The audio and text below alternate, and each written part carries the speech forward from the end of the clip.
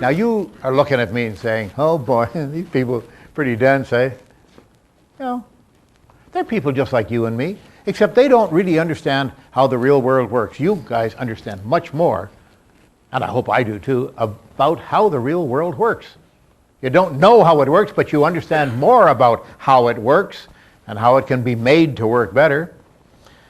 But I'm sure you're familiar with Lawrence Livermore Labs, not too far from here.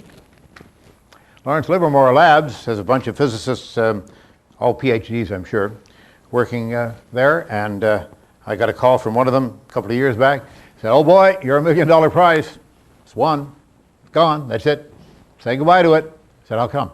Well, a physicist from Israel came over here and brought with him a fellow named Randi Marcus. Randi Marcus was doing the Uri Geller Act, bending spoons and reading the contents of sealed envelopes and good stuff like this, all stuff which has been in the magician's repertoire for generations now.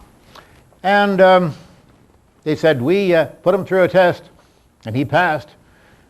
He's the real thing, all right. This is what fooled him at Lawrence Livermore Labs. He asked them to get him a box of matches, just a box of, this hasn't got many matches left in it, 5 or 6 matches. Ordinary box of matches, and of course, being scientists, they examined it with laser beams,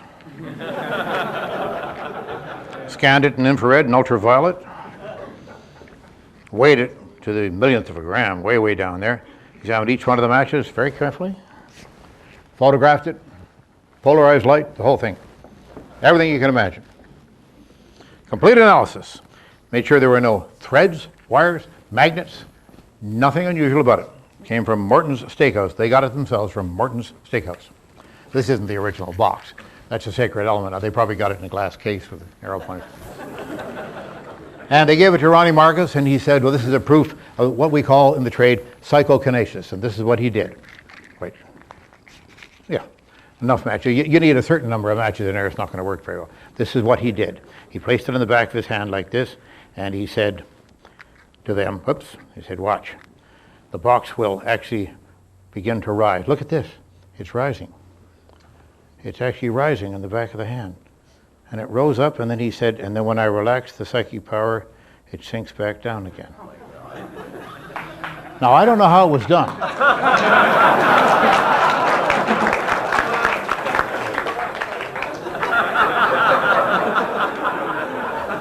But I'm working on it. As a matter of fact, this little parlor trick is in a book called Martin Gardner's Encyclopedia of Impromptu Tricks. And Martin advertised that you can learn to do tricks like this. You don't have to paint your body red and run around naked with a lampshade on your head in order to be an attraction at the next party, you see. This is a lot simpler and cheaper and doesn't get your wife quite as angry at you at all. It's very simple. You simply squeeze some of the skin on the back of your hand into the box as you close the box, and you know, like this, and it rises straight up like that, and then it goes all the way down again. A miracle of a semi-religious nature. Isn't that wonderful? Souvenir for you. There you go. Oh, actually,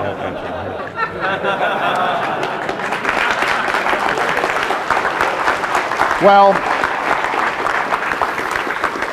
that fooled him at Lawrence Livermore. Oh, not all of them, no. A few of them were taken in by it. The rest of them said they just didn't care much. But they should care.